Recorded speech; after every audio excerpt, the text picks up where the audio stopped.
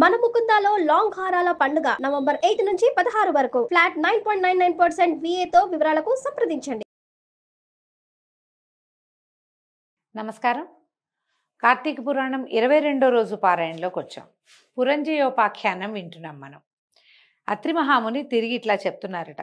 ఇలాగా సుశీలుని మాట విని పురంజయుడు విష్ణువాలయానికి వెళ్ళి పుష్పములతోనూ ఫలములతోనూ చిగురుటాకులతోనూ దళములతోనూ షోడశోపచార పూజలతోనూ తోటి హరిని పూజించి ప్రదక్షిణ నమస్కారములను సమర్పించి నాట్యమును చేసి హరిమూర్తిని బంగారంతో చేయించి ప్రదక్షిణ నమస్కారాదులతో పూజించాడు. అంటే ఈయన రకరకాల పూజలు చేశాడనమాట. ఈ దళాలు అనగానే తులసి దళము, మారేడు దళము అవన్నీ కూడా సమర్పించాడు. ఎన్ని విధాలో భగవంతుణ్ణి పూజించాడు. పురంజయుడు కార్తీక పౌర్ణమి నాడు రాత్రి హరిని పూజించి గోవింద భృత్యుడై హరినామస్మరణ చేయిచు ప్రాతకాలమున తిరిగి యుద్ధానికి బయలుదేరాడు. తెల్లవారుజాము దాకా పూజించాడు. పూజించి మళ్ళీ వచ్చి మళ్ళా కవచము అన్నీ వేసుకోవాలి కదా, ఇవన్నీ ధరించి ఆయుధాలు అవి ధరించి యుద్ధానికి వెళ్ళాడట. ఇట్లు పురంజయుడు రథమెక్కి ధనుర్బాణముల్ని, కత్తిని, తూణీరమును ధరించి, అక్షయ తూణీరాలు ధరించి, కంఠమందు తులసిమాలను ధరించి, కవచమును ధరించి, తలగుడ్డ చుట్టుకుని త్వరగా బయలుదేరి వచ్చాడు. అట్లా ఊరి వెలుపలకి వచ్చి ఆ నారి టంకార ధ్వనిని చేశాను. ఆ ధ్వనిని విన్నటువంటి రాజులందరూ యుద్ధమునకై తిరిగి వచ్చింది. అంటే ఈ ధనుస్సు ఉంటుంది కదా, దాన్ని అల్లెత్రాడు బిగించి దాన్ని గట్టిగా లాగుతారు. లాగితే అదొక విచిత్రమైన శబ్దం వస్తుందండి. ఎవరైనా నారిని లాగితే యుద్ధానికి నేను సిద్ధమని గుర్తు అనమాట. ఆ శబ్దాన్ని గుర్తుపడతారు యుద్ధాలు చేసే వాళ్ళంతా వచ్చేసారు. వచ్చిన తర్వాత వాళ్ళు ఏమనుకున్నారు, సింహధ్వనులు చేస్తూ సింహధ్వానాలు చేస్తున్నారు, అరుచి కేకలు పెడుతున్నారనమాట. బాణవర్షాలని కురిపిస్తూ పూర్వంలాగానే ముందు రోజు ఎట్లా జయించామో అలాగే ఈ పూట కూడా ఇతన్ని మనం జయించగలమని అని చెప్పేసి ఈ పురంజయుడి మీదకి దూకేశారట. అంతా పరస్పరము పిడుగుల వంటి బాణాలతోటి, వజ్రముల వంటి కత్తులతోటి, ఐరావతాల వంటి ఏనుగులతోటి, ఆకాశానికి ఎగిరేంత బలమైన గుర్రములతోటి, త్వరగా నడిచేటువంటి పరిగెత్తేటువంటి రథాలతోటి, అన్యోన్య జయకాంక్షతోటి భయంకరమైన సంకుల సమరాన్ని జరిపారు. ఎవరికి వాడికి వాళ్ళకే గెలవాలని ఉంటుంది. యుద్ధం అంటే అంతే కదా, గెలుస్తామనే చేస్తాం, లేకపోతే ఎవరు దిగుతారు? పైగా ఏంటంటే అవతల వాడిని జయించి దీన్ని పొందాలి, విజయలక్ష్మిని వరించాలన్న తీవ్ర కాంక్షతోటి యుద్ధం చేశారు, పట్టుదలతోటి. ఆ యుద్ధం ఆ మొత్తంలో రాజులందరూ మదములుడిగి, గుర్రములు హతములై, ఏనుగులు ధరణిపై కూలిపడి, బాణశరాసనములు జారిపడి, కవచములు జీర్ణమై, అంగములు ఖండితములై, రథ గజ అశ్వ పదాతులు అదృశ్యులై, పురంజయుని భటులతో సహా మమ్మల్ని రక్షించు రక్షించు అని ప్రార్థిస్తున్నారట. భటుల్ని అడుగుతున్నారు, వదిలేయండి మమ్మల్ని చంపకండి అని. కాంభోజరాజు తన సైన్యమంతా హతమవటం చూసి పురంజయుడికి ఇక జయము తథ్యమని తలంచి యుద్ధమును చాలించి మిగిలిన సేనలతో తన పురాన్ని చేరాడు. పురంజయుడు జయలక్ష్మి ప్రసాదము వలన జయాన్ని పొందాడు. హరి అనుకూలముగా ఉండిన ఎడల ఏమవుతుంది? శత్రువు మిత్రమగును, అధర్మము ధర్మమగును. ఆ హరియే ప్రతికూలంగా ఉంటే మిత్రుడే శత్రువగును, ధర్మమే అధర్మమగును. భగవంతుడు మన యందు ఉండవలెను. అది హరి గాని శివుడు కానీ, హరిహరాదుల్లో ఎవరైనా సరే మన పట్ల దైవం ఉంటే కనుక ప్రతికూలంగా అయ్యాడా ఓడిపోవటమే.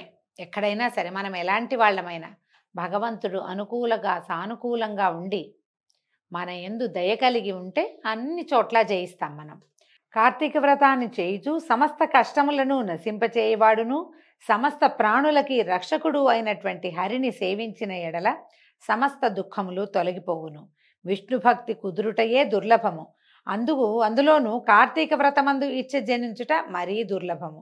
ఇప్పుడు మన కథలో ఈ పురంజయోపాఖ్యానంలో ప్రత్యేకంగా చెప్పబడింది ఏమిటి?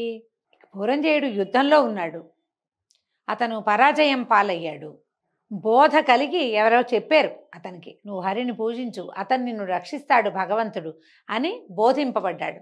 మనం సాధారణంగా ఈ బోధలు వింటాం కదా, ఫలానా వాళ్ళ దగ్గరికి వెళ్ళి నీ సమస్య తీరిపోతుంది అని. అలాగే కొత్త దైవాల వెంబడి వెళ్ళిపోతారు. మనకే సొంతానికి బోలెడు ధర్మాలుంటే మన ధర్మాల్లోనే ఉత్కృష్ట ధర్మంగా ఏది చెప్పబడిందో దాన్ని ఆచరిస్తే సరిపోతుంది. ఇతను ఏం చేశాడు? ముందు అహంకారిగా ఉన్నాడు.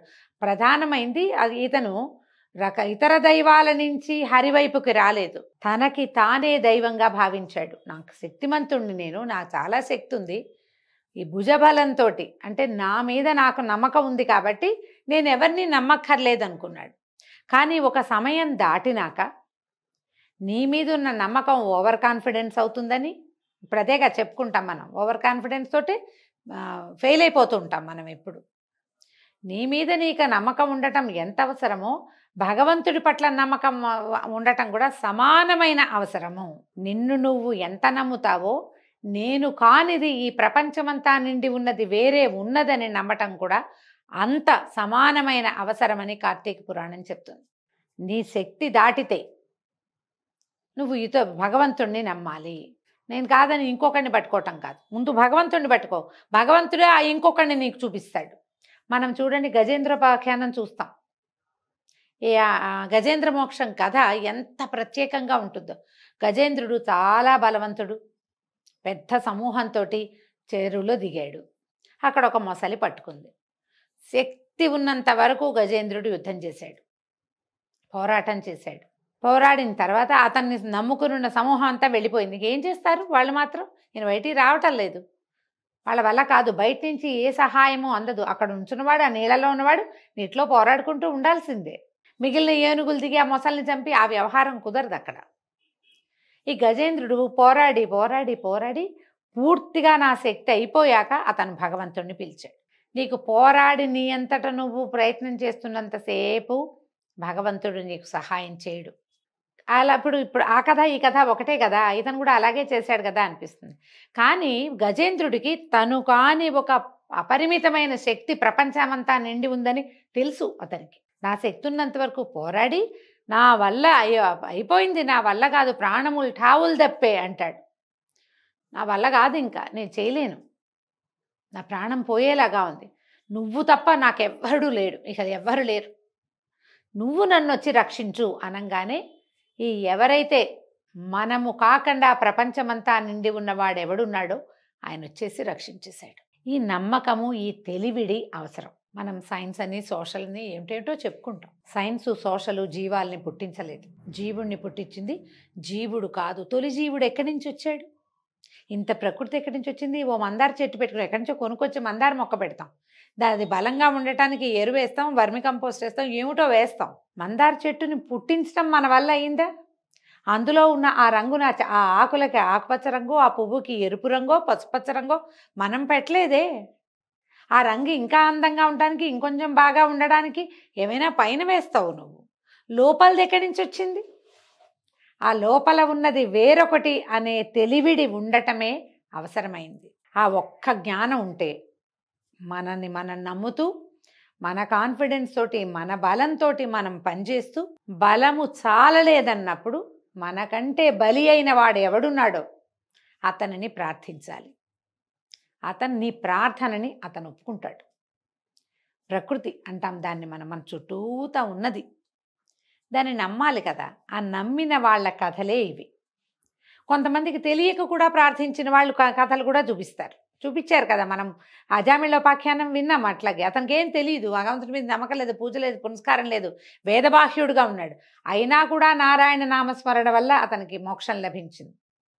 అదొక కథ. అయితే నీ తెలివి మీద, నీ శక్తి మీద నీకు నమ్మకం ఉంటే, ఆ నమ్మకంతో పాటు నిన్ను మించిన శక్తి ఇంకొకటి ఉన్నది, నిన్ను సృజించిన శక్తి వేరొకటి అని ఆ శక్తిని తెలుసుకోమనే పురంజయోపాఖ్యానం చెప్తుంది. ఇది చూడండి, కలియుగంలో ఒక హరిభక్తులై కార్తీక వ్రత పరాయణులైన వాళ్ళు శుద్ధ వైష్ణవులని తెలుసుకొనవలెను. కార్తీక వ్రతం చేయిచు హరిభక్తి కలిగిన శూద్రులు వైష్ణవోత్తములు అనబడుదురు. ఇలా ప్రత్యేక వాక్యాలు రాస్తారండి. దీని మీదకి వెళ్ళొద్దు, మనం పురాణంగా విందాం అంతే. బ్రాహ్మణులై వేదం చదివినను హరిభక్తి లేని వారు బ్రాహ్మణులు కానట్టే. వేదాభ్యాసం చేసి హరిభక్తి కలిగి కార్తీక వ్రతపరాయణుడైన వాడు వైష్ణవోత్తముడు, వాని యందు హరి నివసించును. ఏ జాతివాడైనా దుస్తర సంసార తరణేచ్ఛ కలిగినేని హరిభక్తిని తెలుసుకొనవలెను. అట్లయినచో వానిని విష్ణుమూర్తి అప్పుడే తరింపజేయును.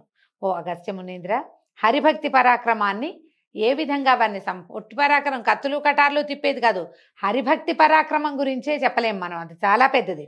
పరాశరాదులు, వశిష్ఠాదులు, అంబరీషాదులు, సగరాదులు కూడా హరిని ఆశ్రయించి పరమపదాన్ని పొందారు. హరిభక్తి యందు నిత్యవ్రతము కలవాడై తాను స్వతంత్రుడైనను అన్యతంత్రుడైనను హరిపూజాసక్తుడు కావలెను. హరి భక్తి ప్రియుడు భక్తులు హరికి ప్రియులు. హరి తన భక్తులకు ఐహికాముష్మికములను ఇచ్చి కాపాడును. ఐహికము ఆముష్మికము ఇక్కడ ఇహలోకంలో ఇక్కడ సుఖాన్ని ఇస్తాడు, పరలోక ముక్తిని సుఖాన్ని కూడా ఇవ్వగలుగుతాడు.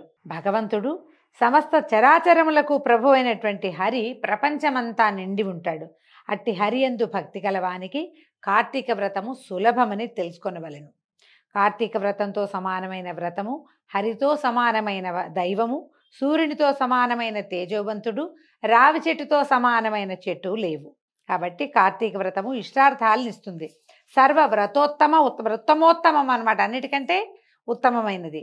ఇది సర్వశాస్త్ర సారము, సర్వవేద సమ్మతము. కార్తీక మహాత్మ్య బోధకమైన ఈ అధ్యాయాన్ని నిత్యము వినువాడు విగత పాతకుడై అంతమందు హరిని చేరును.